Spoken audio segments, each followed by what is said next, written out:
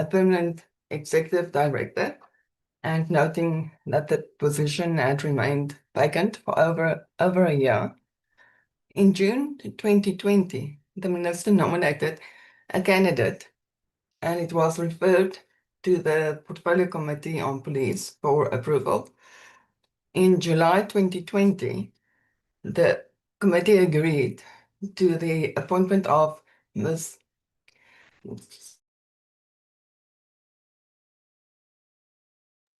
Gone quiet again, Nicolette. Sorry, Chair, I'm not muting myself. So Ms. Nitlat Singh was appointed in July 2020 as Executive Director of IPID. And in terms of the IPID Act, the employment contract was concluded for a 5-year period with the possibility of a 2-year extension. Sorry, Nicolette. You weren't quite on me. I didn't get the name. Who was appointed? Sorry for that. Sorry, it was Ms. Nitlat Singh and Jennifer Nitlat Singh. So, honorable members, her contract ended or expired on the 31st of July last year, and following her contract expiring, Dr. Bila was appointed to serve as the acting executive director. Now, the 2024 amendments to the IPID Act reinforced the safeguards for the appointment and removal process of the executive director, and this aimed at strengthening the institutional independence and limiting undue political influence over these processes. In terms of the Act, the Minister of Police must constitute a panel to assist in the identification of a suitably qualified candidate for appointment. The Act further provides that the executive director is appointed for a single non-renewable term of 7 years. Now, this is a change from the 5-year contract with the possible extension of 2 years. Then, upon a vacancy occurring, a permanent appointment must be made within 6 months. Now, if a permanent appointment cannot be made within this period, the minister must provide the relevant committee, which is the Portfolio Committee on Police, and the Minister of Public Service and Administration, reasons for the delay and request an extension of the period, which must not exceed a further 6-month period. And honorable members, this is just to illustrate that over the course of IPID's existence, there has been various or long periods in which the position of the executive director was acting. Members, on the 13th of February this year, the committee received a letter from the acting Minister of Police requesting concurrence from the committee to extend the recruitment process for a further 6 months, and thus permitting Dr. Bila to remain in the position until a permanent appointment is made. The 6-month statutory period within which the vacancy was required to be filled expired in January this year. So the further extension period expires in June 2026, in which the recruitment and appointment process must be made. The recruitment process has commenced, but it is delayed to ongoing legal challenges. The former executive director instituted an unfair labor practice dispute related to the extension and non-extension of her employment contract. Coupled to this, a process has been undertaken to review the organizational structure of IBIT, including a proposal for upgrading the post of executive director to the level of director general. If the committee concurs with the extension, a letter is to be submitted to the acting minister indicating the concurrence.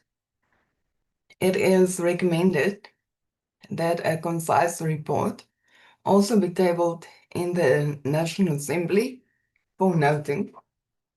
Although the Act does not prescribe it, it is good practice just to inform the NA of this because the requirement is that the Portfolio Committee officially approves the appointment of the executive director, which must be accepted by the NA with a majority. In terms of this, honorable members, the historic challenges with the timely appointment of the executive directors remain a serious concern. From an oversight perspective, this is less a routine administrative extension and more a governance and accountability risk issue. The request from the minister arises at a time when the policing environment is under heightened scrutiny and when independent oversight mechanisms are particularly crucial. The leadership instability and delays in appointments must be evaluated against a broader need for certainty, credibility, and demonstrable independence in police accountability structures. In saying this, the IPIT continues to perform its mandate diligently, despite significant resource constraints, both in terms of funding and personnel capacity. Moving on to the impact of the ad hoc committee on the work of the portfolio committee on police. As members are aware, there has been three extensions to extend the lifespan of the ad hoc committee. And the original expiry was at the end of October last year. The second expiry was on the 20th of February this year, and the third expiry will be on the 27th of March this year. The challenge with the ad hoc committee is that 7 of our members is currently serving on the ad hoc committee, reflecting a significant overlap in membership.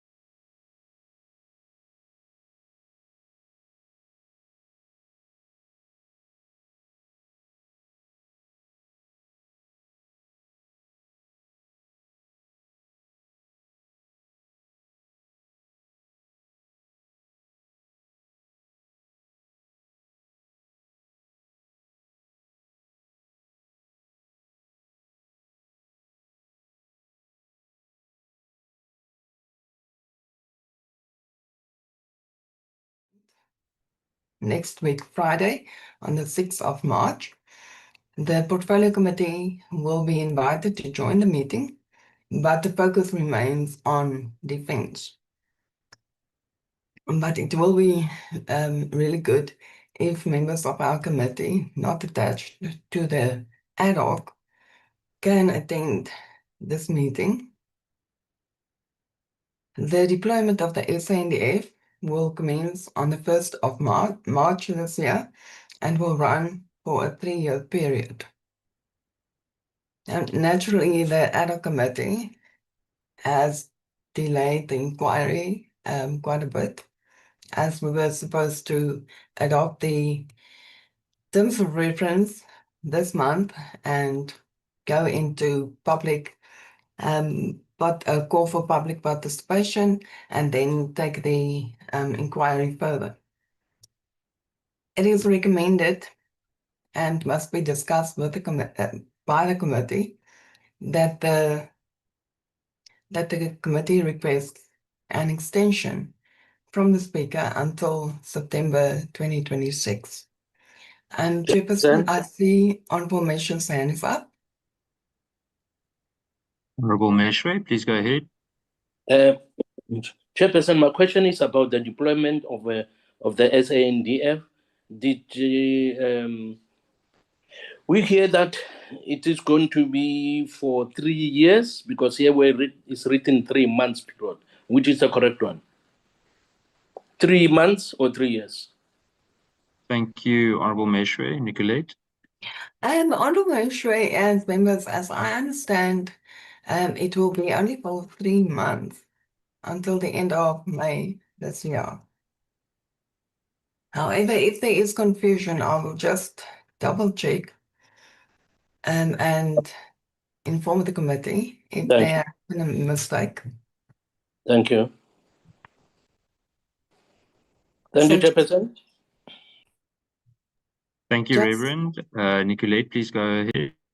Just to also note, members, the Portfolio Committee on Defence is having a meeting today with various stakeholders and academia on the deployment and this possible impact that such a deployment could have on the stabilization of the gang-related violence.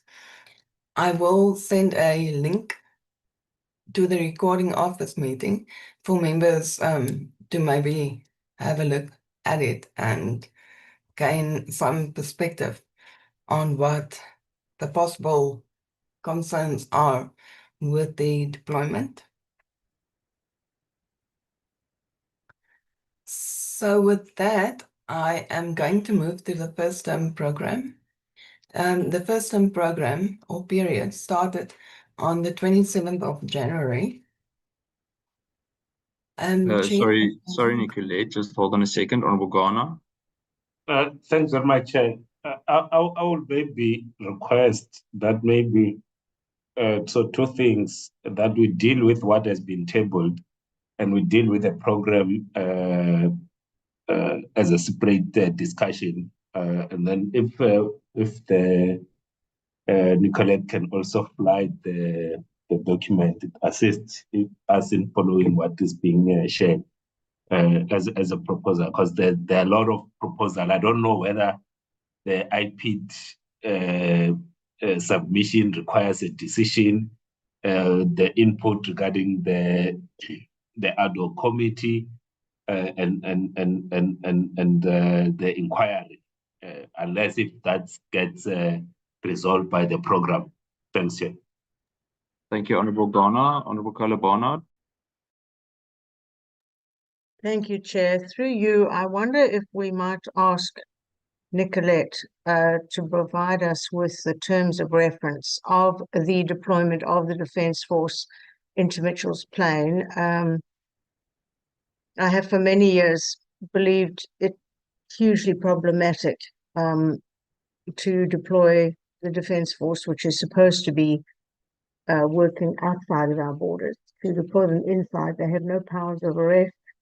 They're certainly not there to attack or kill people, which is what they are trained to do outside of our borders. So I'd like to know what exactly the terms of reference are in terms of their deployment. I did see how effective they were during the riots in KwaZulu-Natal 2 years ago, just walking literally through neighborhoods, and the incessant firearms and just the noise and the racket from multiple shootings every minute just stopped as they walked through.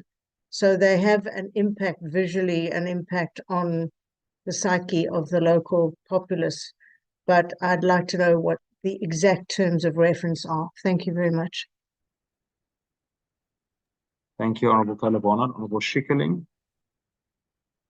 Thank you very much, Chairperson. I want to agree with Honorable Ghana. I think if we can perhaps just deal with IPID and get that done, and then deal with the next one, which is the gang violence, and have a discussion about that, because I think it would be proactive of us also to set up dates before we start in May, where we can perhaps just discuss the terms of reference, so that when we do kick off in May, that we kick off with the oversight, and we don't still have to go and discuss the terms of reference, because that does take some time, and then proceed to the program, just so that we have some indication of dates when we do go to the program of the gang violence, so that we can just sort out those terms of reference beforehand. Thank you, Chair.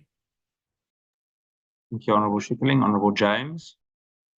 Thank you so much, Chair. Apologies for joining late. I have network issues this morning, so apologies for keeping my camera off. So I joined late, so I'm not sure if this discussion was already held on the deployment of SANDF. I'm hearing the Secretariat saying that we will be invited, that the terms of reference has already been drafted. I'm asking myself here, are we going to again allow SANDF to go into these communities without the whole of government approach? As we know that SANDF is going in as a force multiplier to sort of add value to SAPS, and it's supposed to be a coordinated approach. So if we're not part and parcel of all these meetings and understand how this is going to work, this is going to be another futile exercise. We can never, ever have SANDF going into these communities as a stabilizer, yes, which is needed to address issues such as drugs and gangs and whatever. When the drugs run dry, where is social development to assist with treatment in terms of inpatient and outpatient? What is going to happen to all those drug addicted patients in that area? Who are the supporting departments that's going to go in there? Where is NPA for specialized courts? Because they're not going in just to walk around. Obviously, arrest will be affected as well by SAPS. Are we going to have 3 months of only SANDF and back to square one? Why aren't we not implementing and using the National Drug Master Plan, which speaks to key role players in terms of addressing gang and drug-related violence in that area? It can never, ever be that we as the Portfolio Committee of Police sit back and we just allow and we say, you know what, we'll be invited to as just as bystanders, and we're not allowed to give input from the get-go. I think this Portfolio Committee needs to push for our involvement so that we can also add value and actually ensure that we get value for money here. So that we are also able to go back to the residents and say to them that, you know what, we're going to look at all aspects, the drivers and everything. SANDF is only meant to go in there as a force multiplier and to stabilize. But we are stabilizing and doing nothing else. It doesn't make sense to me. So I'm not sure if we're going to go into this. Have I really given my input now, Chair, or should we wait, or how this is actually going to work? Thank you. Thank you, Honorable James. Honorable Muela.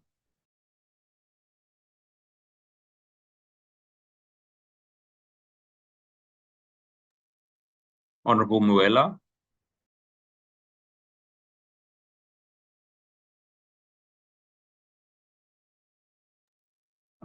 Honorable Muela, I'll come back to you. Nicolette. Thank you, Honorable Chair. I just want to clarify that the terms of reference that is being referred to is the Portfolio Committee on Police. That is our terms of reference to the inquiry into gang-related violence. Because of the deployment of the SANDF, there's just a suggestion that they, to a lesser degree, form part of the inquiry. And there's also a suggestion made on the second term that we have a joint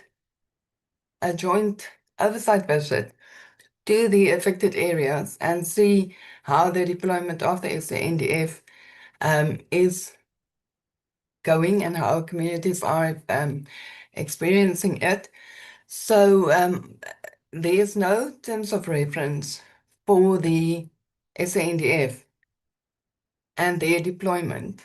That is why on the 6th of February, 6th of March, the SANDF will brief the Portfolio Committee or the Joint Standing Committee on Defense about the readiness plan and how it will be implemented, how the deployment will be implemented. That is the reason why the Portfolio Committee will be invited to participate. But the focus of that engagement is on the deployment readiness plan of the SANDF. Thus, honorable members, the terms of reference that's being referred to is only that for the Portfolio Committee on Police Inquiry that will, I can flight the terms of reference that has been drafted. Naturally, the dates of the inquiry will change, but it provides a holistic approach with all relevant departments, which will be under consideration for the committee. And it will be welcome if the committee can interrogate the terms of reference, and then we can make the adjustments suggested by the committee, and then we can move forward. But the dates or the proposed dates are included in the second term program, and that will run into the third term program. And that is dependent on the committee deciding or agreeing that the application or the notice be made to the Speaker of the NA to grant an extension to the end of September, which is then also the end of the third term. Thank you, members. I hope this clarifies the SANDF and our terms of reference. Thank you, Nicolette. I'll comment now. I just want to give an opportunity to Honorable James. I see your hands up again. Sorry, Chair, not to get into a dialogue here, back and forth. Thank you so much, Nicolette, for the clarity on the inquiry. I thought it was about the SANDF. So you've settled me there also in terms of, we'll try and have a joint approach with all other relevant stakeholders. I'm going to say this again. We cannot be briefed about what the deployment of SANDF will look like. I'm just trying to find the section in the Constitution pertaining to the deployment of SANDF in a community to address drugs that speaks of the coordinated approach and sort of the dual responsibility from SANDF as well as SAPS. So we cannot be briefed on the first or afterwards when a decision has already been taken. We are meant to also give input in terms of how this deployment is going to look like and what the role of SAPS needs to be. And this isn't because we just saying, so this is as per the Constitution. I'm going to find it and I'm actually going to share it on the group with the rest of the members. So we cannot be left out of this operation. We form a key, we part and parcel of this operation that is going to unfold. Thank you, Chair. Thank you, Honorable James. Honorable Muela, are you with us? Yes, I'm with you, Chair. Let me greet the members in the platform and also want to make an input on what the presentation from Nicolette. I think the first thing that I need to speak of is the issue of IP, to say yes, indeed, it's long overdue. We need to find a way forward into dealing with this particular appointment once and for all, so that we are able to have an accountability in that particular field. But we also need to understand that, as Honorable Ghana has said, if we are were to make a determination, or we have to have an accountability from the executive in terms of what might be the delay and why does it take so long, so that we are able to have a movement in that particular field, because there's a lot of issues that are happening.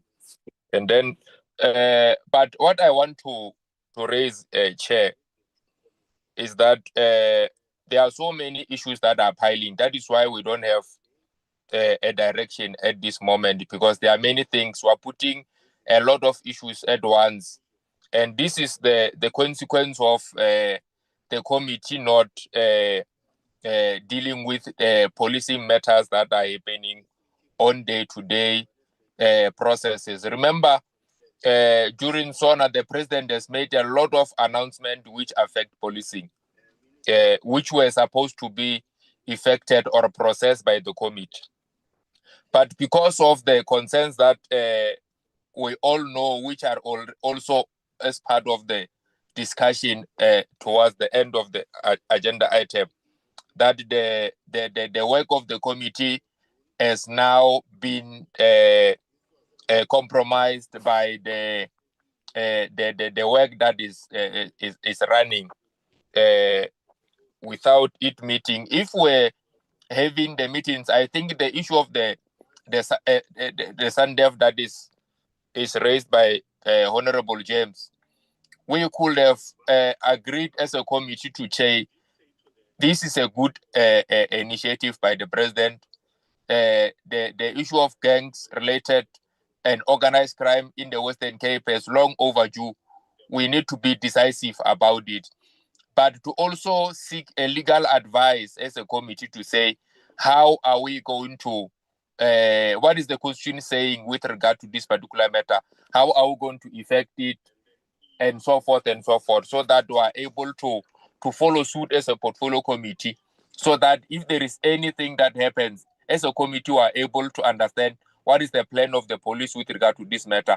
How are they going to match this net joint operation that is planned for these particular areas that have been announced, which will be Western Cape, Eastern Cape, and some part of Gauteng, so that we deal with this particular matter. Because the people of South Africa have been saying to us that the gang violence is happening.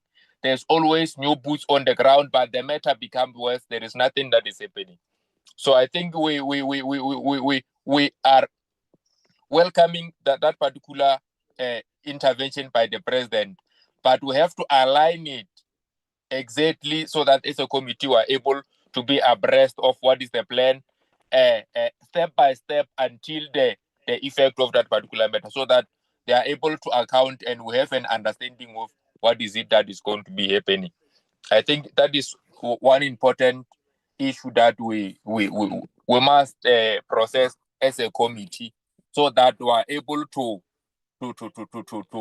correlate these particular matters. And also, the matter of the resolution that have been taken by Parliament, so to establish the committee to deal with the matters in the Western Cape. Also, the matter has been taken for long, but because we are being we have not been processing matters for long. These particular matters, there are many that we need to process.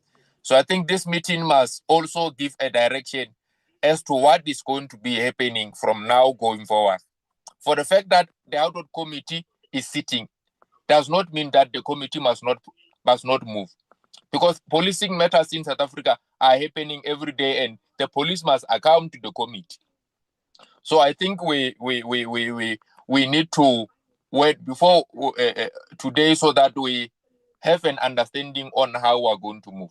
We must find a way where these programs, the committee and the ad hoc committee, they coexist and they run concurrently so that we don't hold back the work of the committee, so that way there is accountability in that particular matter. That is what I wanted to submit, chair and members. I'll come back again towards the end. Thank you very much. Thank you, Honorable Muela. Nicolette van Zyl, and then I'll comment. Thank you. Thank you, Honorable Chair.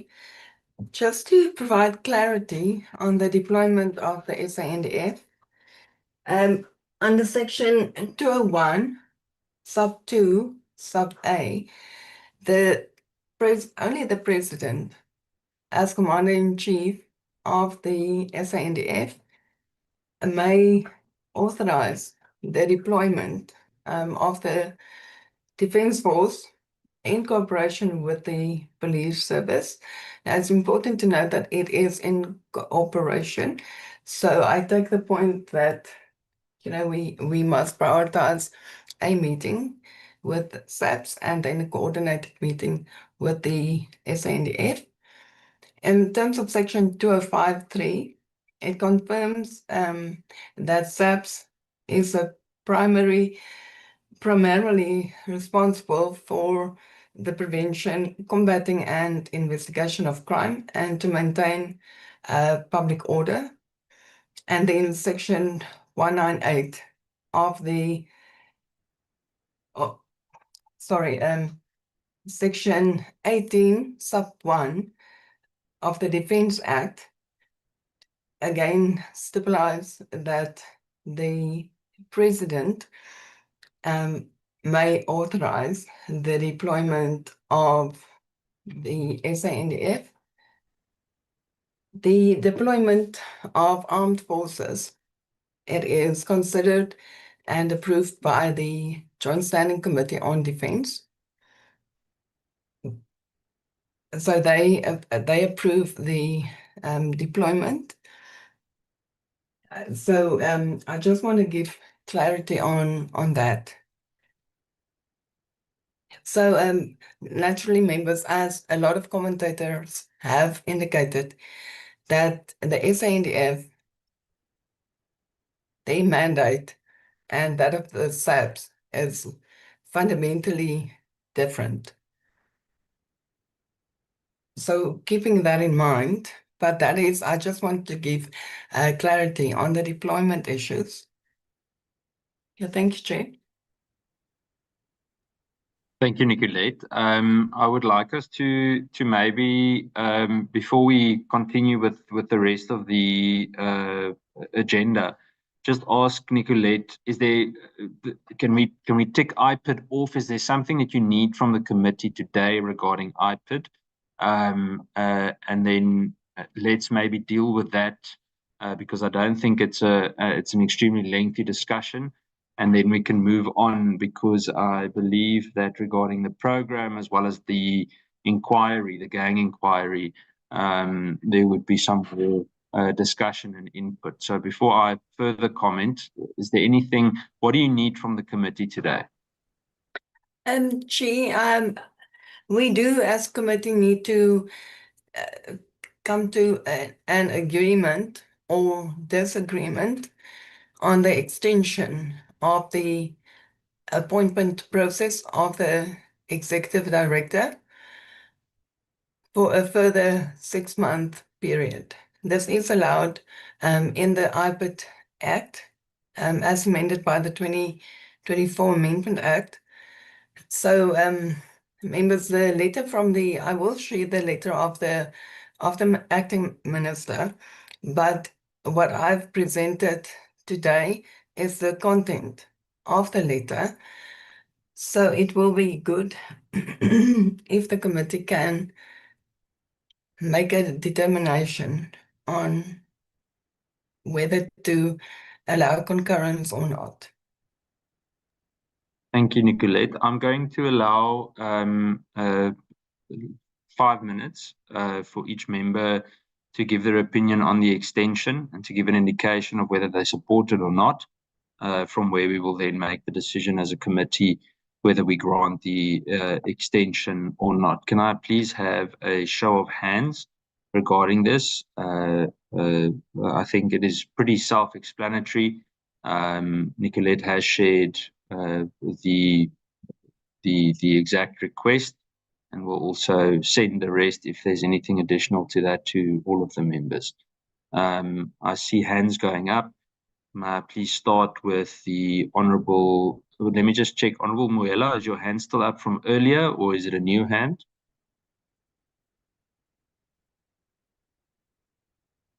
I'm going to then move to the Honourable Ghana. Yeah, thanks very much. I will have no difficulty in supporting the extension, but when we next meet with the Minister of Police, he must give an update, and commitment, a firm commitment in terms of where on two things, because Nicolette mentioned two things.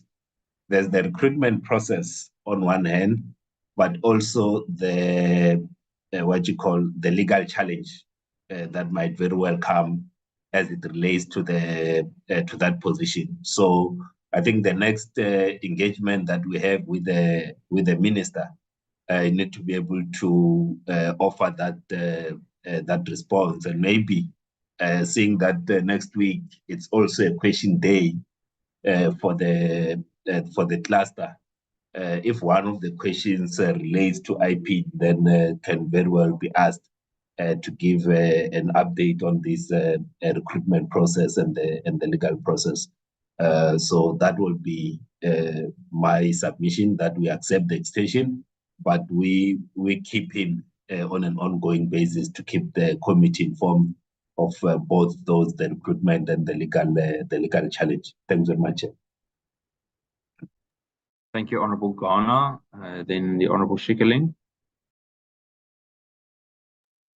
Thank you very much, Chair. Chair, I move for the approval of the concurrence in the appointment of or retaining the Dr. Bila as the Executive Director. I think we can definitely note that there's been progress made within IPID. There's definitely a reduction in the backlog of cases and an improved institutional stability. I really think that this concurrence supports continued stability and strengthens our oversight and accountability within our policing environment, which is sorely needed at this stage. And I don't think making any changes at this stage would be a good choice for this committee. I think we should proceed with the concurrence. Thank you, Chair. Thank you, Honourable Schikkerling.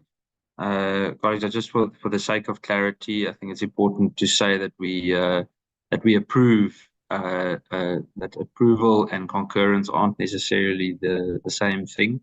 But for the sake of this, I understand the Honourable Schikkerling saying that she approves. Honourable Kola Barnard. Yeah, thank you. Certainly, I think we're on the right track with the IPID. But I also would like to add and just respond to what Honourable Moela had to say, in that while it's a lovely thought that this committee could sit simultaneously or alongside the ad hoc committee. For example, we sat yesterday, I was there from 8:30, we finished at nearly midnight. This committee sits 4 days a week and very long hours until late at night. There is no time for the Police Portfolio Committee. We also have upwards of a 6-hour Zoom meeting on a Monday, which was wiping out our constituency days.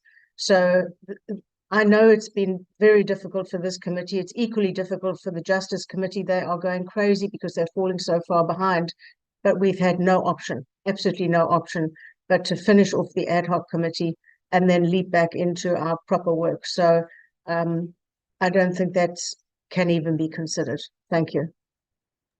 Thank you, Honourable Carla Barnard. Just as a reminder to everyone is that the ad hoc committee is only 2 weeks still. So, you know, I obviously share the frustration and I completely agree with everything that has been said around the urgency of police matters.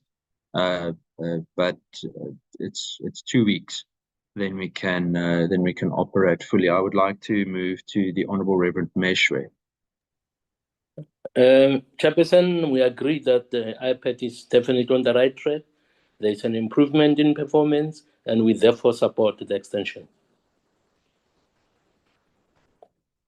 Thank you, Honourable Reverend. I would like to go to the Honourable Shongwe. Thank you, Chair. For a while, I got confused whether we're approving or extending, so I got really confused. But I think for now, Chair, we will move for the extension, and I will rest my case there. Thank you, Honourable Shongwe. With that, Nicolette, I think it indicates approval. I just make a special note that with the approval, we should also send a letter to the Minister of Police that when he appears before the committee again, we would like to receive the relevant feedback regarding the process within IPID.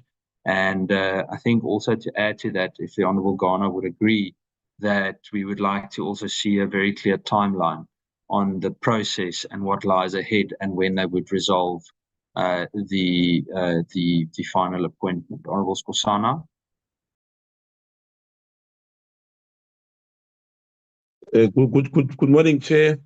I just wanted to remind you that we don't have a minister, we have an acting minister. Thank you, Chair.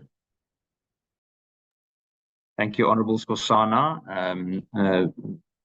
At the moment, he's fulfilling the role of a complete minister, so whether acting or not, he needs to take responsibility for that role. Thank you, Honourable Skosana.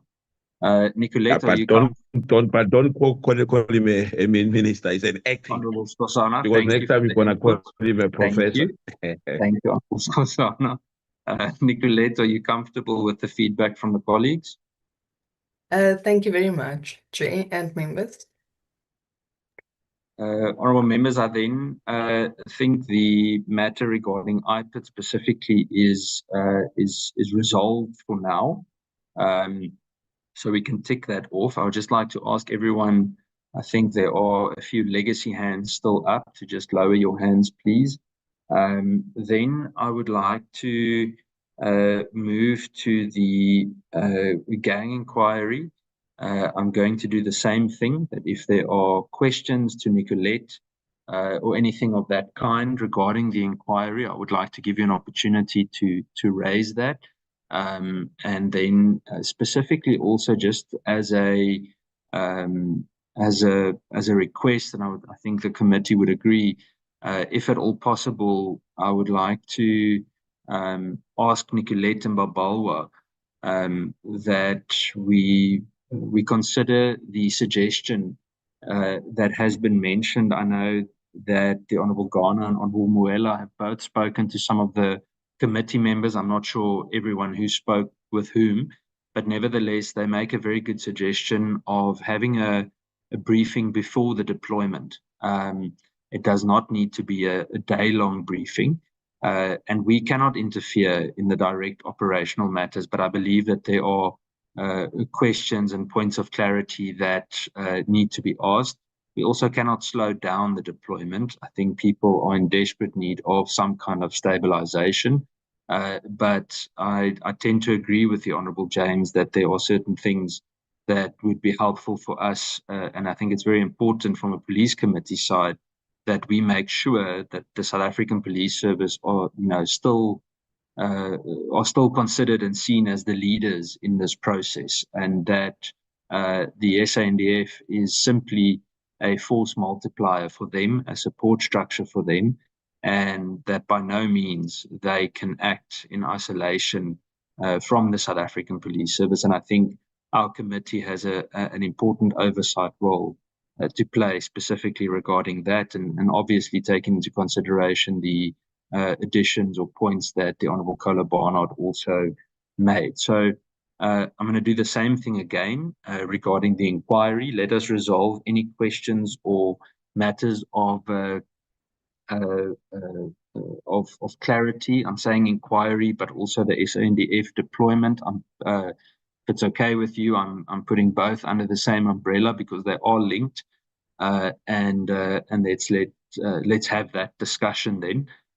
If it's okay, I'm going to switch the timer on again at 5 minutes each, after which we can allow Nicolette or anyone else for that matter to assist in answering the relevant questions. May I please see a show of hands if there are questions? Honourable Schikkerling.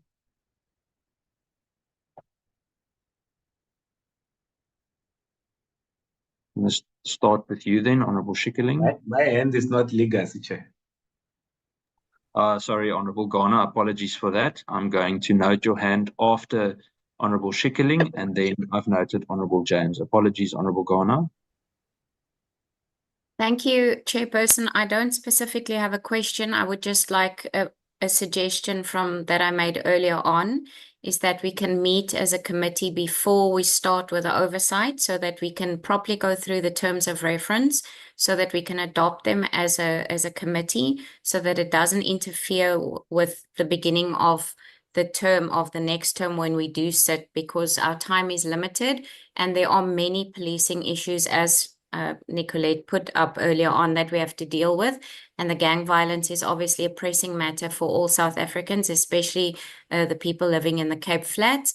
And I think we should just give it our best effort and make sure that once we start with the oversight, we don't have any breaks, that we proceed with the program, and that everybody knows that where we're going forward. Thank you, Chair.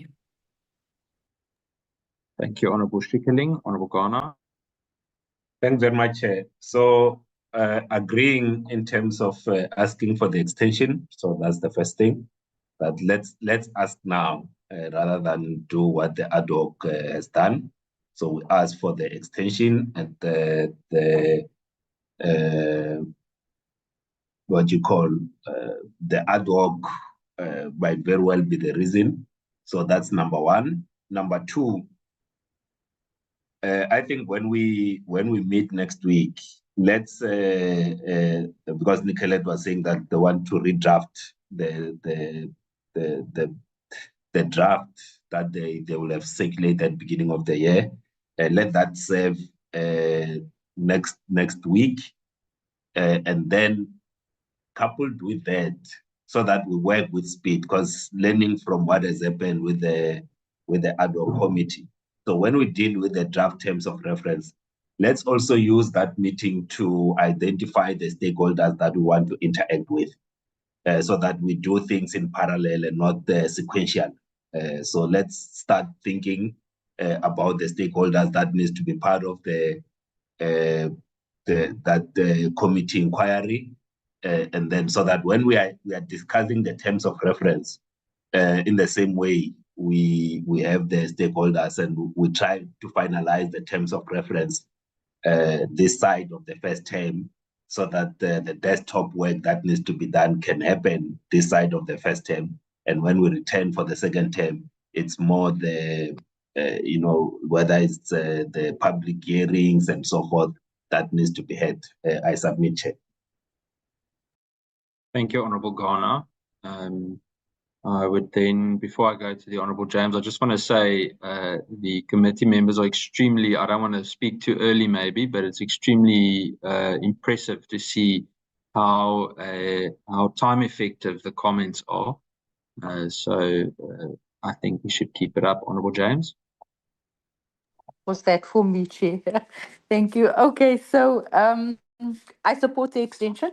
Just again on my concern with regards to what the Constitution actually says in terms of Section 201, where it speaks to the President to deploy the SANDF in cooperation with South African Police Service.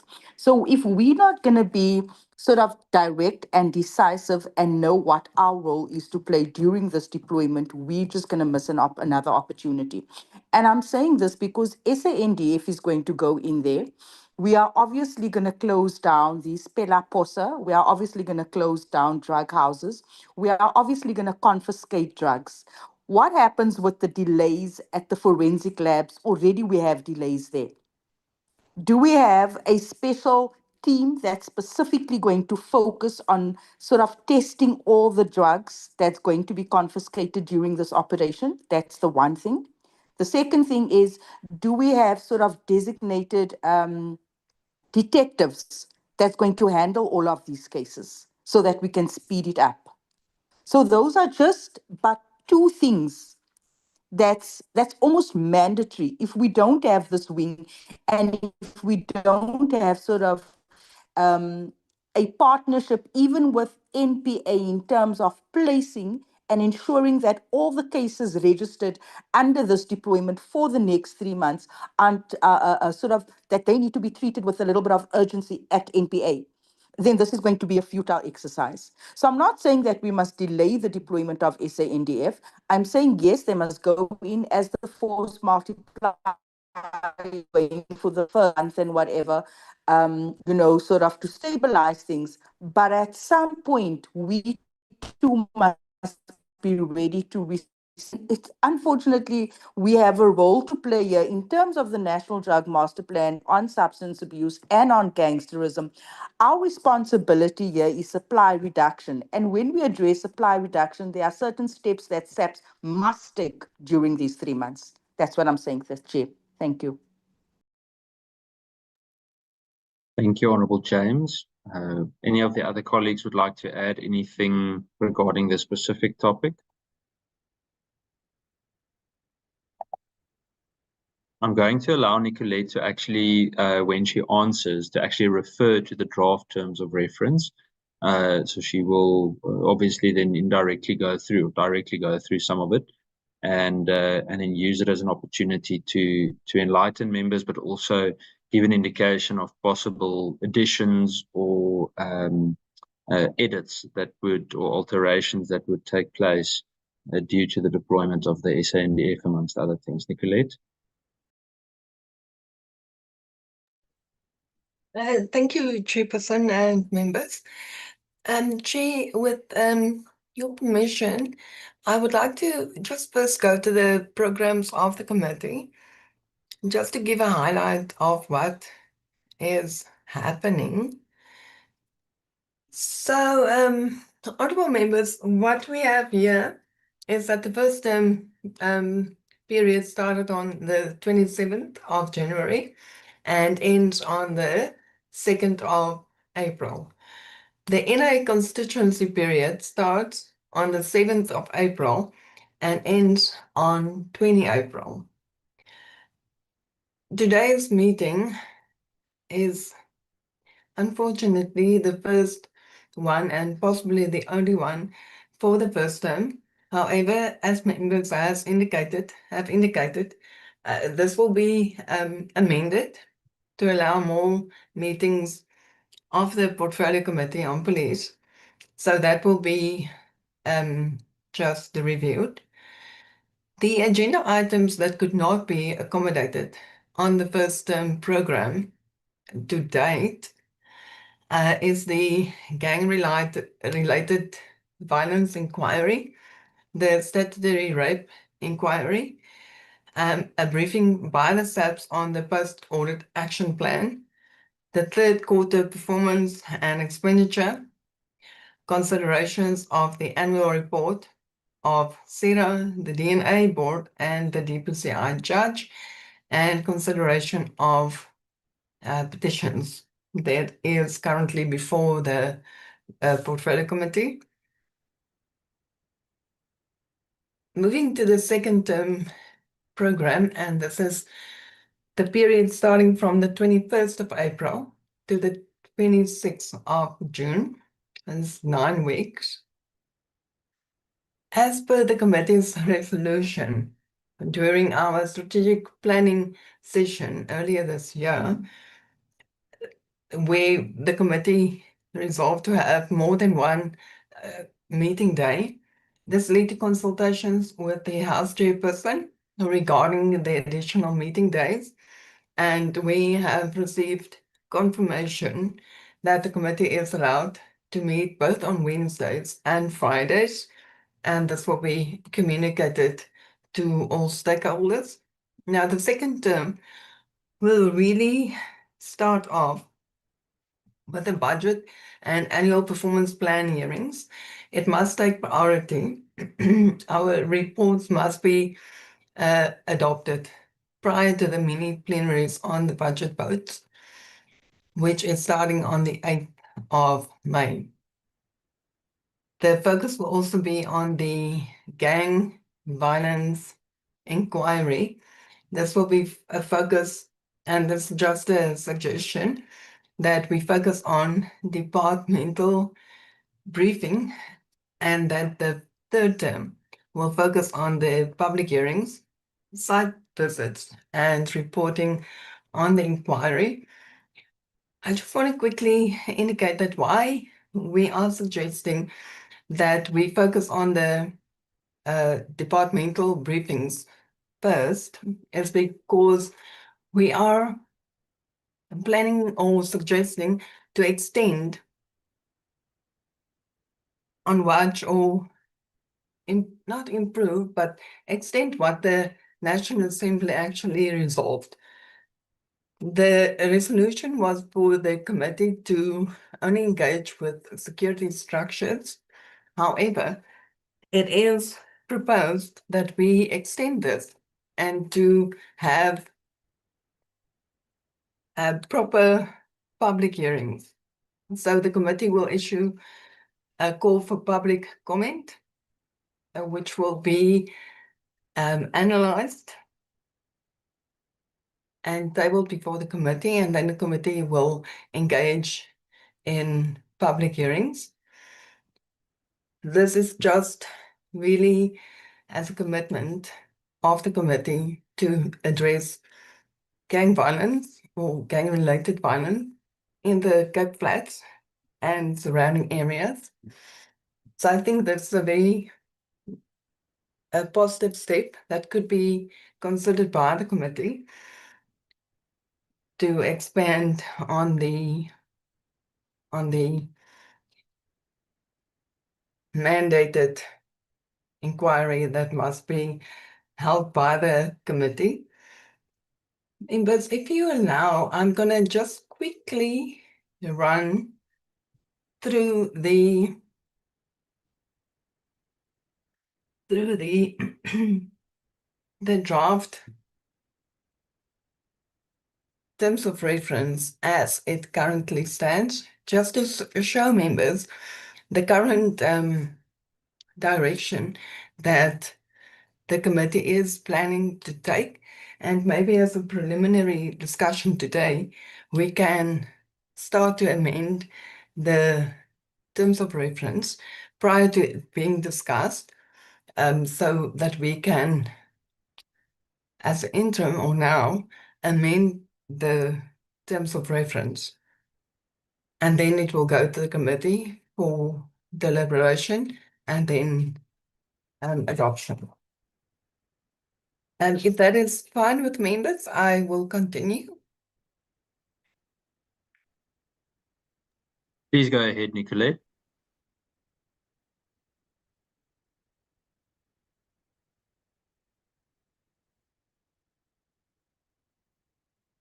So members, as it stands now, the purpose, we know the purpose of the inquiry will be to conduct a focused parliamentary assessment of the causes, dynamics, and impact of gang-related violence in Cape Town, the effectiveness and adequacy of the state's response, including policing, crime intelligence, investigation and prosecution, and the legislative, policy, and intergovernmental framework governing the prevention and prosecution of gang-related violence, with a view to tabling findings and recommendations before the NA, and this date will be amended towards the end of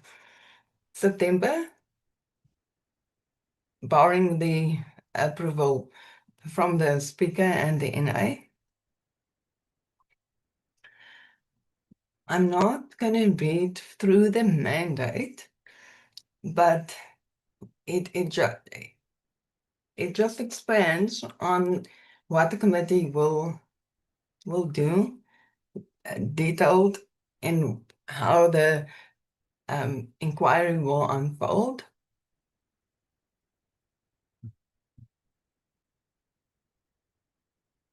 So this is an important one, to conduct public hearings to elicit community views on the drivers, impact, and possible solution to gang-related violence.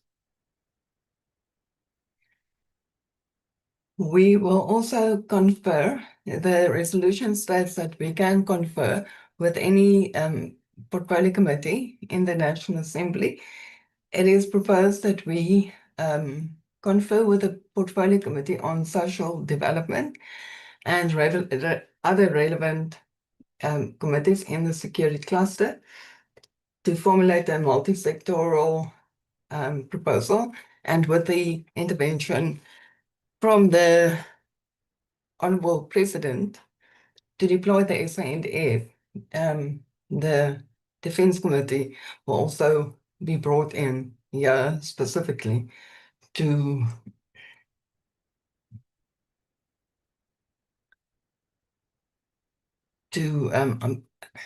amend and really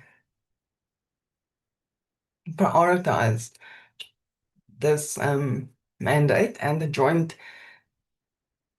deployment that was just discussed by members. There is a limitation that we must accept as a committee, that the inquiry is confined to gang-related violence in Cape Town. This will and does not constitute a general inquiry into the overall performance of national command structures in the South African Police Service. So the scope, just to run through, will be the crime dynamics and gang economies.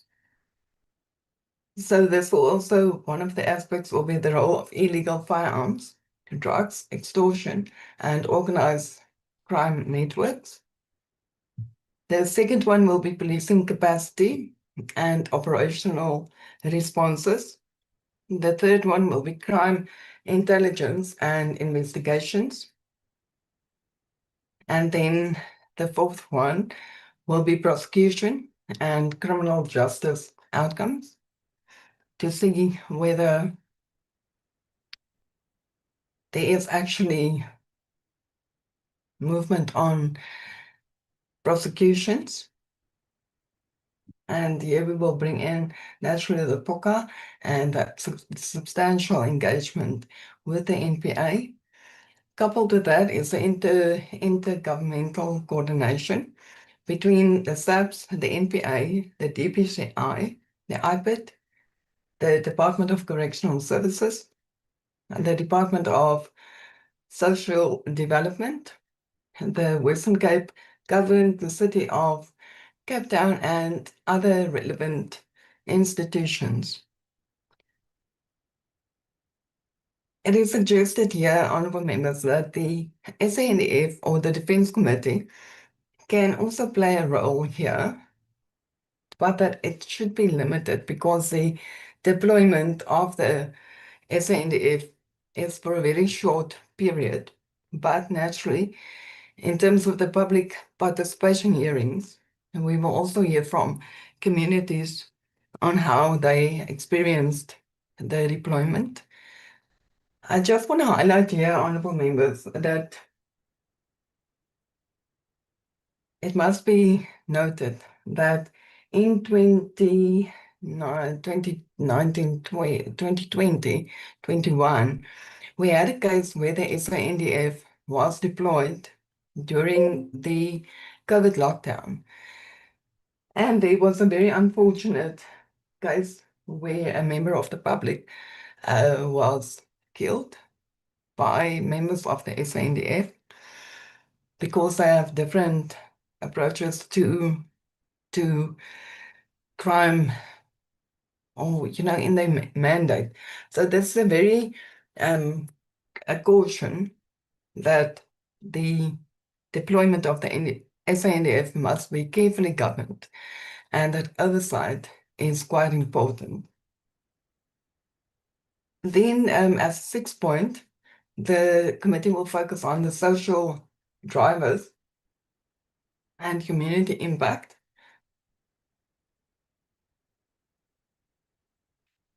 So, members, just to elaborate, it is proposed as this focus on the social and economic drivers of gangsterism, including youth recruitment and trauma.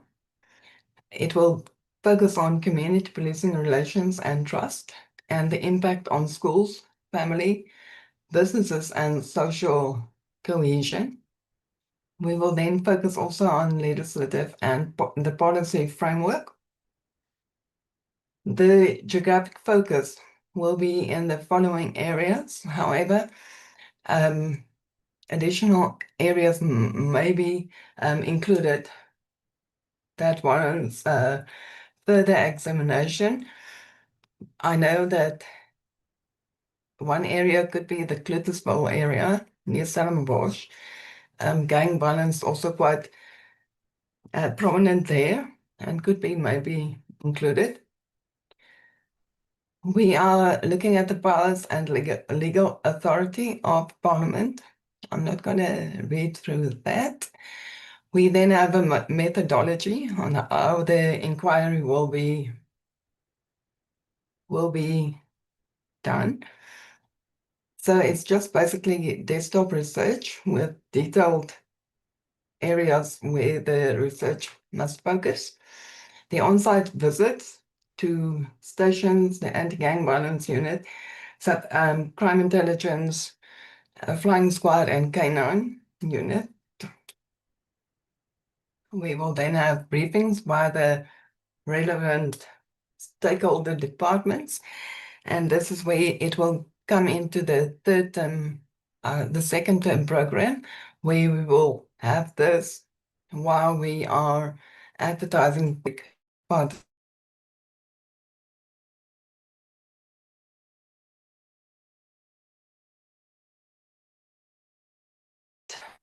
Like this, and in the paragraph 9 is just an expansion on the public participation, how it will be run.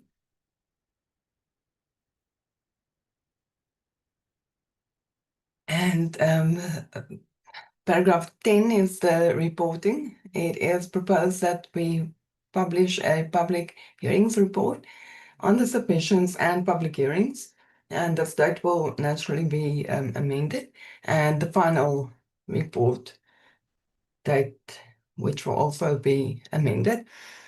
We're just highlighting here the secretariat support and the site visits, and that will be done. We have here a draft on-site visit schedule, and it is grouped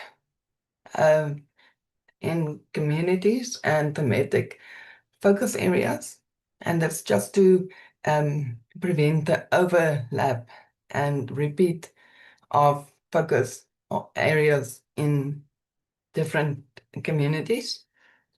So that's the thematic focus. I'm not going to take members specifically through this, but in Delft, Mpleni, and Old Foray will be grouped. Mitchell's Plain, Khayelitsha, and Cape Town Central could be grouped. And then the committee work program, this dates will be amended, but it is broken down into phases that the committee will adhere to.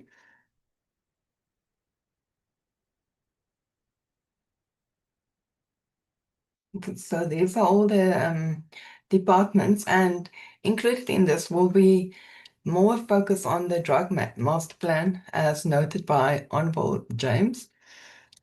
We have developed here a 6-month Gantt chart just to show the workflow of the committee to ensure that we finalize the inquiry at a scheduled date, and then naturally this chart will be amended based on the extension.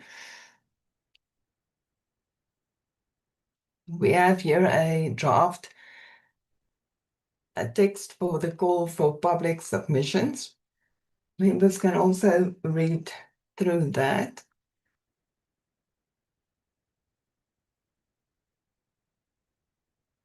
And here as an annexure, just to show, is the statistical information that must stretch over a 3-year period from the SAPs on these issues,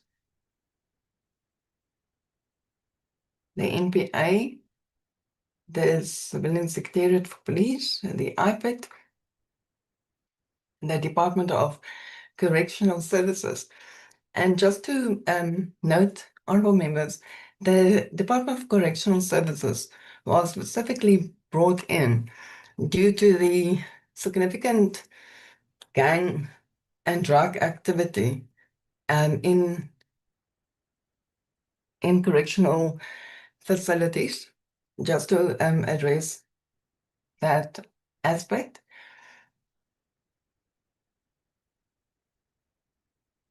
Then also the City of Cape Town, the Western Cape government, and then we will also bring in the committee, naturally the Portfolio Committee on Social Development, and also include a presentation on the the drug master plan.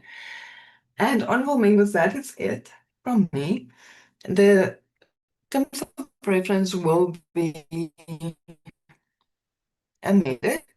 The time frame will be amended, but it will be that members have like initial thoughts that can be accommodated before it is sent to members for deliberation and consideration. Thank you, Honourable. Thank you, Nicolette. May I get a show of hands? I've already noted the Honourable Cola Barnard, but anyone else who would also like to say something, and then I'm going to give 5 minutes each again. You can put up your hand while the Honourable Cola Barnard starts. Honourable Cola Barnard. Thanks a lot. Thank you so much, Nicolette. As ever, a magnificent report. I'm having a lot of queries from my constituency in eThekwini. Wentworth and Sydenham have massive gang issues. And Sydenham, for example, had a gang called the Cape Townians arrived and thought they could take over the drug and prostitution business, shall we say. And there was gunfighting in the streets and bodies in the streets, and a veritable slaughter went on, and the Cape Townians were wiped out. And they then, the remnants thereof, I presume, went back to Cape Town. So there are issues elsewhere. I know the focus currently is on Cape Town, as it should be, because of the level of the gang warfare.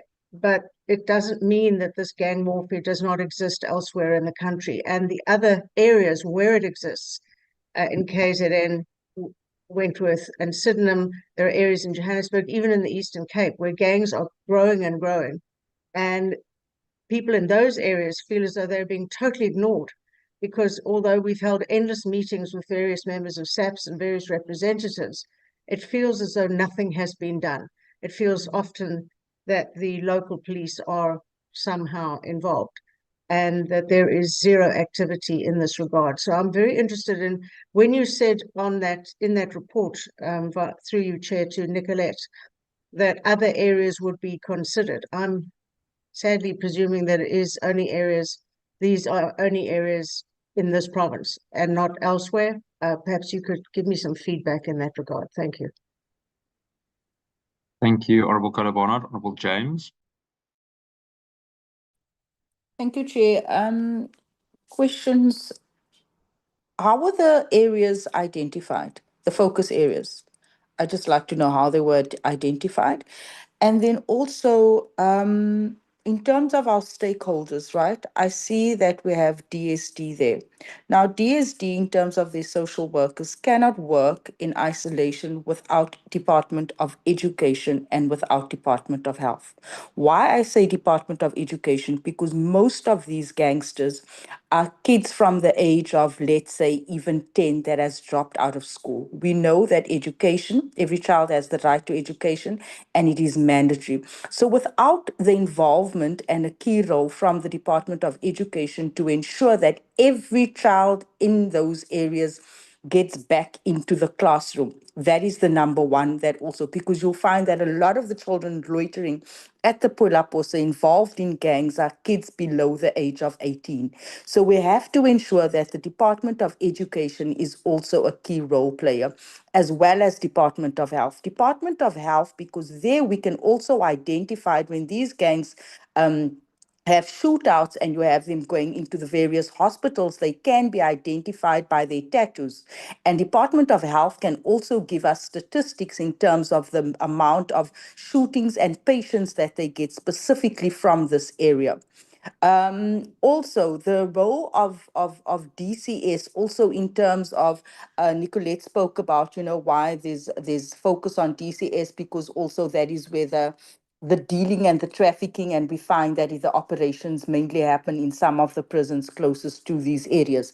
When I conducted my oversight at the various police stations, station commanders were complaining and saying that when the parolees are come out into these areas, whenever there's a release of parolees in these areas, you see that there's heightened violence and gang violence in these already gang-ridden areas. So what are the programs for these parolees in these areas that sort of adds to the shootings in the areas? I hear the members saying that, yes, I would also love to have this extended to my community, to Westbury and all of that.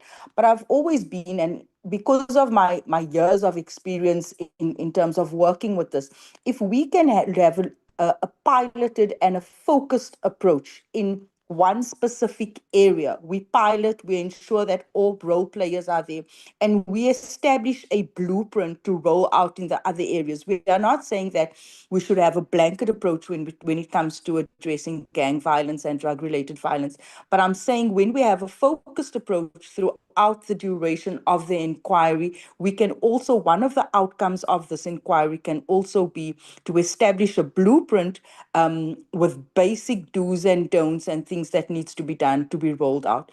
There's also a very important role of the Central Drug Authority. Now, the Central Drug Authority is responsible for the implementation of the National Drug Master Plan, and they have been working in various communities. We can also include the Provincial Substance Abuse Forum of the Western Cape that can also give us information in terms of stats and their findings. I think it's important to have them on board as well. Thank you, Chair.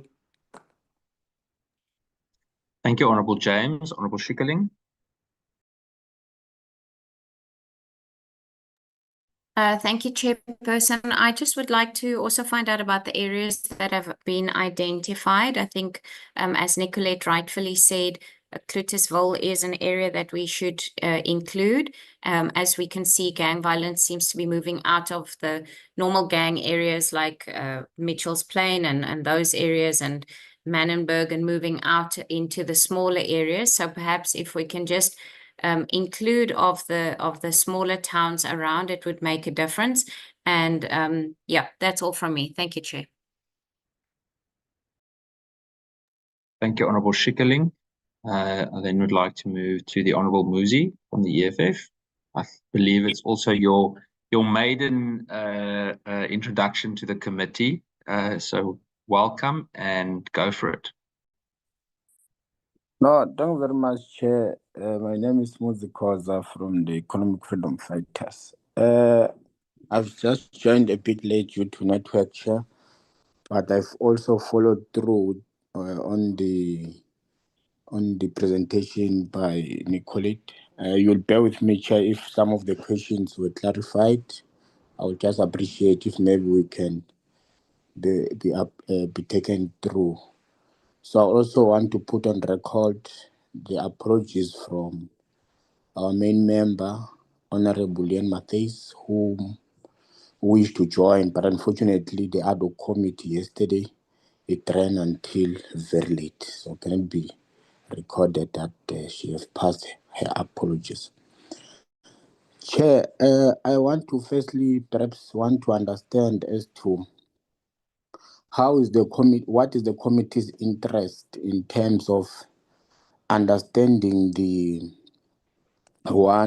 terms of reference, noting the deployment of the SNDF, because and also its duration and its geographical scope of deployment, because it's quite vague, and also how were those areas identified, and also the terms of reference, the duration, because we're not even yet sure, we're not taken into confidence as to what's the duration. Is it 3 months? Is it 3 years? It's not yet clear as to what's the duration of the deployment of the SNDF. And also, for interest's sake, Chair, one might also wish to understand as to understanding that, yes, it was really necessary for the SNDF to be brought to intervene on these issues. But also, we also understand that it is because of the incapacity and also lack of resources from the South African Police Services. But in the interim, what are we doing, or perhaps what measures are we putting in place to capacitate the subs that will be left with the very same issues after the deployment of the SNDF? What are the measures or system in place that are we putting in those areas to capacitate the police services? Because the deployment, I understand that it's a temporal measure, but what is the future plan to resuscitate and bring back the confidence of our societies, the confidence of our people on the blue badge or the blue uniform? Because as things stand now, we can all agree that our people have lost confidence, and it seems as if there is no clear indication as to how best are we going to manage these issues. And we also know that SAFs has been overwhelmed and the under-resourced and the mismanagement. So if we can also perhaps speak on that as we try to understand the issues that we come across, Chair, we'll highly appreciate that. Thank you, Honourable Koza. Then I'm going to give the opportunity to the Honourable Shongwe. Thank you very much, Chair. Welcome to Honorable Muzi from EFF. Chair, as much as the question has been asked on how the selection of these areas was conducted, I think I would ask that how to include the unselected areas that also need such an intervention. But Chair, as much as it is an admission by the GNU that the police has failed. By sending subs, that's a signal that police have totally failed. Therefore, we should disregard them. Because in this regard, if you can check this, it continues the same sentiment and the same signaling of how police are so disregarded by this program. The fact that they are not included anywhere. And there are many not portfolio, just many departments that should have been included. For example, when whatever is going to be done by the SANDF, police will need to pick up after them.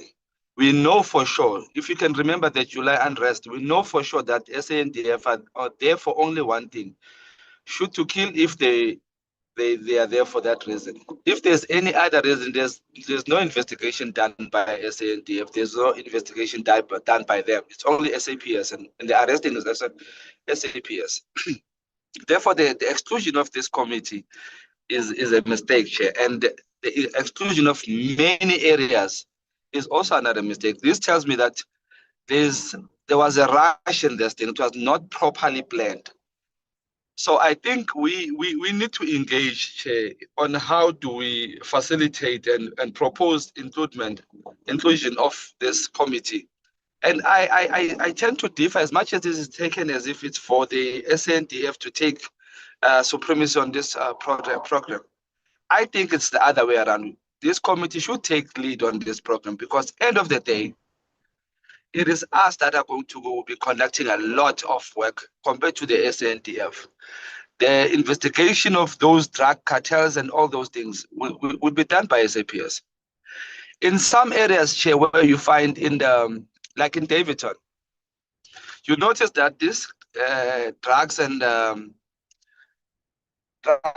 gangsters are now collaborating and emerging to be one with the Zamazamas. The Zamazamas bring money, they bring gold, and gold is sold for money. Money buys drugs and girls. So it's a collaborated effort by the criminals. We therefore can't also miss an opportunity where we need to be one as government entities, government department, in fighting this war. So I think, Chair, through you, I'll propose that we engage differently and we fight for inclusion in this matter, rather than the exclusion that we are, as if we are just given a chance to just come on board or a favor. Because, Chair, when SANDF is done with their job, those criminals are going to leave those holes on the Zamazamas. Those criminals are going to leave their gangs and go out to our communities, especially with the Zamazamas. They live under those mines. But when they come out, they go to the community. So if they have nothing to do, when those holes are closed, they are going to go into our townships and commit more further crimes, rapes, killings, and all that is going to happen. Now, this, when you're saying SAPS has failed, totally failed, why are you then taking SANDF into closing the holes and then not guarding the townships where these criminals will be flogging to? So I think we need a proper planning on this matter, Chair. I'll propose that again. Let's interact with this matter before we go on oversight. Let's have a sit down, maybe find a solution to give and propose to the president that no, we need to relook at this matter thoroughly, because it is going to cause a lot of work to the SAPS, and it's going to cause harm to the townships that are going to have to take those criminals from the Zamazamas into the township with those drugs and gangsters. Thank you, Chair. I agree. Thank you, Honorable Shongwe. I'm then going to hand over back to Nicolette to answer any of the questions and any other comments necessary from the honorable members. Nicolette? Thank you, Honorable Chair. To answer members on the identification of areas, that stems directly from the House resolution that was adopted. As you can see here, it is acknowledged that the Eastern Cape province also has very high levels of violence, and then mass shootings in Swane and Cape Town area. But in terms of paragraph 3 of the resolution, it does state that give a very strong focus on the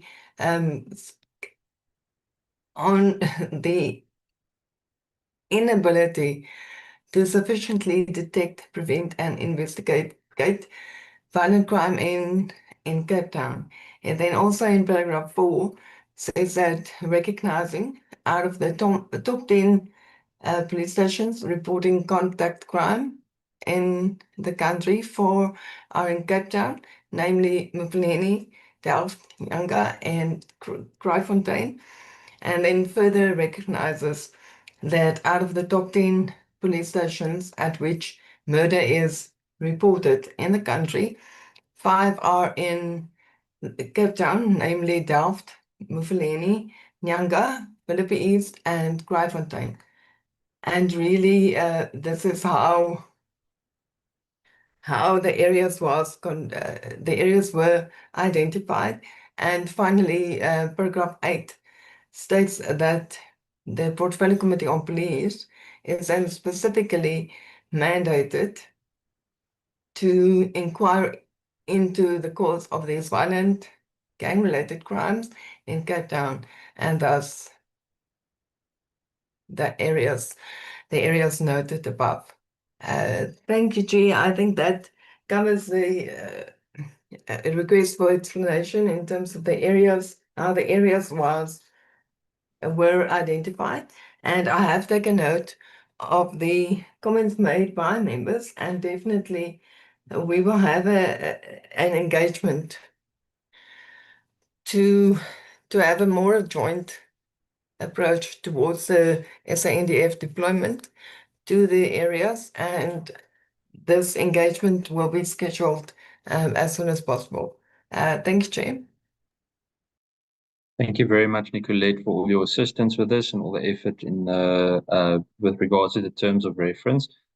Colleagues, just for clarity or just to emphasize, we will have a proper engagement regarding the terms of reference to ensure that everyone's input is considered. I would like us to then move to the program for the relevant terms, as Nicolette indicated earlier. That will also give you a better indication of what is being planned in terms of when we will engage on which specific issues. Nicolette?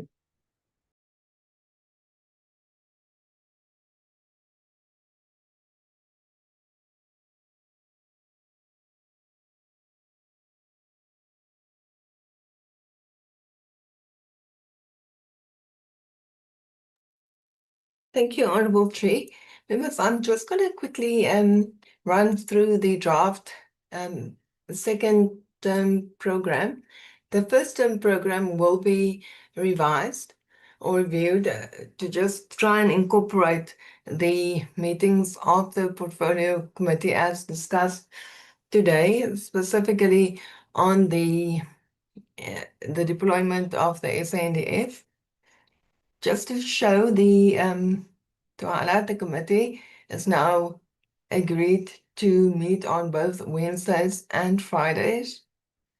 The objectives of the second term will be to exercise financial oversight over the departments and entity in our portfolio, to advance parliamentary inquiries into gang violence and statutory rape, to assess institutional governance and accountability within policing and oversight bodies, and to conduct operational oversight, including oversight visits and readiness briefings. And then also to adopt and finalize reports and resolutions in line with the National Assembly mandates. It is proposed that we start off the second term with a briefing on the first audit action plan that was scheduled for the first term. We regard it as important to understand how the department is going to address the audit findings before we move into budget and annual report hearings, just to understand and deliberate on ways that the audit findings is not repeated in the new financial year, and again highlighted in the annual reports of the department. It is proposed then that we start with the briefing on the post-audit action plan. Then we move on to the budget and APP hearings of the IPIT and CERA. The next week we will have the budget and APP of SAPS and the Civilian Secretariat. It is then proposed that we have the deliberations on the gang-related violence draft terms of reference, and also a preliminary briefing by SAPS on their interventions to combat gang-related violence. We will move on to the adoption of the budget report and the adoption of the gang violence terms of reference. We are, as indicated previously, we are considering a joint oversight visit by the PCM Police and the Joint Standing on Defence and also the Portfolio Committee on Defence towards the middle of May. This is crucial because the deployment ends on the last day of May, as we understand it currently. The 20th of May, we will have the private security industry or CERA 2024-2025 annual report, focusing on material irregularities, the appointment of the CERA council and the suspension of key personnel, and how that affects the stability of the entity. We will then move on to the 2024-25 annual report of the DNA board and the Office of the DCI Judge. Members will remember that the annual reports of these entities and boards, they were not done primarily because of the significant instability within the CERA and the material irregularity that was not concluded. And the DNA board was at the time not yet established, which would have made it very difficult to, or they were established apologist members, but they were just established and they were still finding their feet and coming to terms with what has been done and historic concerns.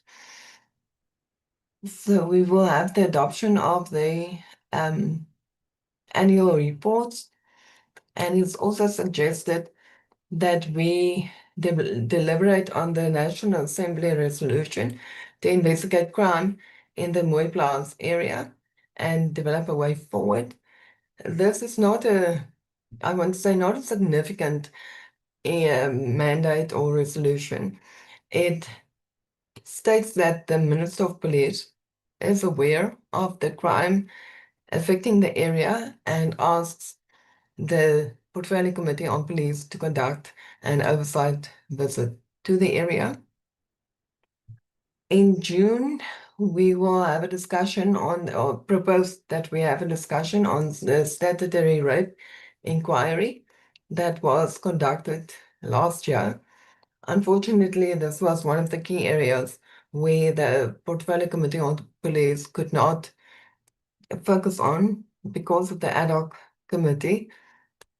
The statutory rape inquiry report has been tabled in the National Assembly, but it has two phases. The first phase was the parliamentary side and briefings and engagements with stakeholders. And then the second phase, where the Portfolio Committee will come in, is doing oversight in different areas as much as we can on statutory rape requirements. We will also have a meeting on the consideration of petitions before the committee. We have a couple of petitions that must be addressed. It is then proposed that we have the really focus on the gang violence inquiry by the departmental briefings, and that will bring us to the end of June of this year.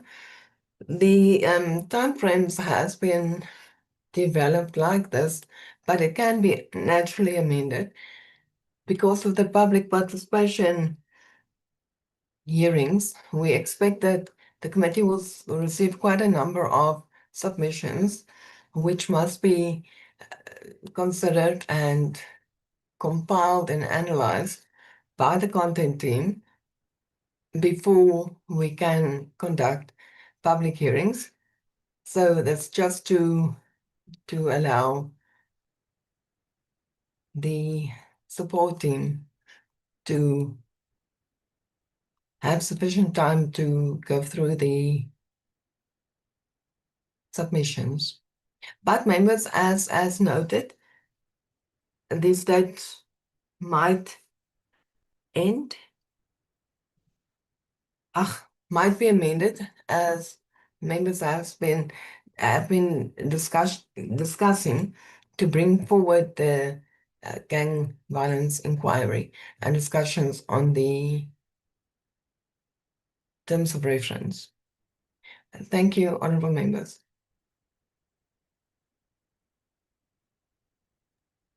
Thank you very much, Nicolette. Nicolette Ambabalwa, for assisting so much with the programming for the committee.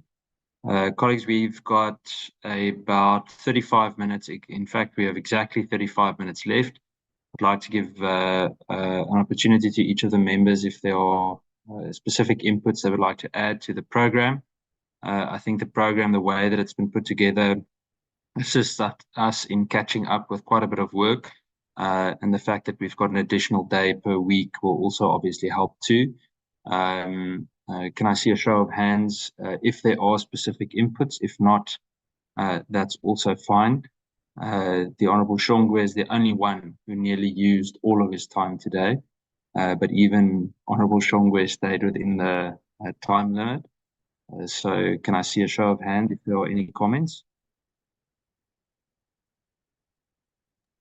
Chair, since I've used all my time, no comment, Chair, but I would also support you in extending maybe a day so that we can deal with the backlog of our work. Thank you, Chair.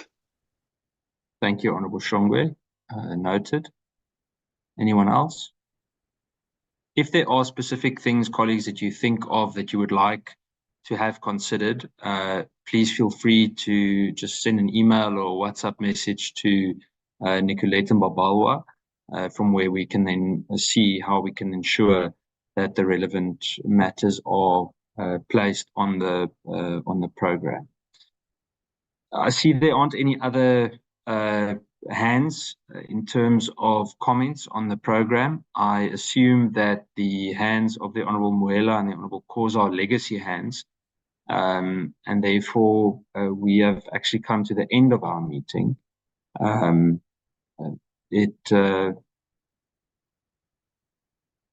Okay, hands down now. Thank you very much for everyone's time this morning. We will see you, Honorable Muela. Let me just confirm, is that a legacy hand or is it a new hand?